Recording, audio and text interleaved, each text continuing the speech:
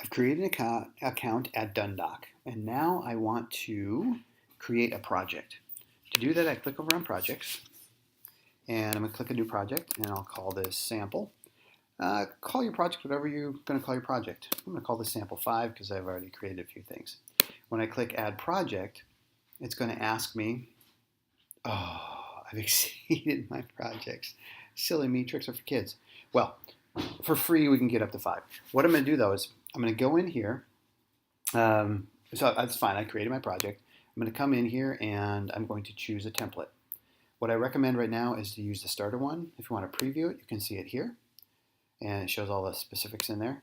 The larger version has a much deeper overview. And at this point, we're not going to use that. We're going to go with the basic one. That should be fine.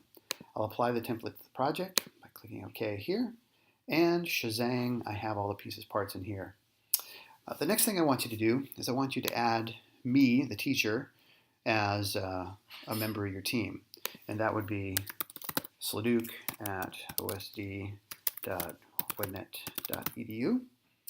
Or if you can do Mr. Wright, Mr. Wright's email address is kwright at the same string here. And you just click Add Member. Now, you can make me a viewer or editor. That's fine. I don't really care. The same, you can also add in other people to your project later on in the year once we consolidate and build a team and so on. And at this point, because we're using the free account, you should have 5 projects that you can build. Right now, we're just going to use one for our main one. And here we can see all the elements that we have as part of it. And if you click, for instance, right here on technical, I could come in here and I could add in my technical elements. And it has all these pieces, parts that we're going to get into. But just to review, we have our setup. We created a project. We brought in a template. We added the teacher as a member so they can see what's going on. The other thing I want you to do is we're going to create a blog post, blog page called GDD. I want you to click here, so this is public, and paste this address and link it into your blog page that you're going to create. I already created a tutorial on how to do that process, but I just wanted to show you where this is so that you could get into that.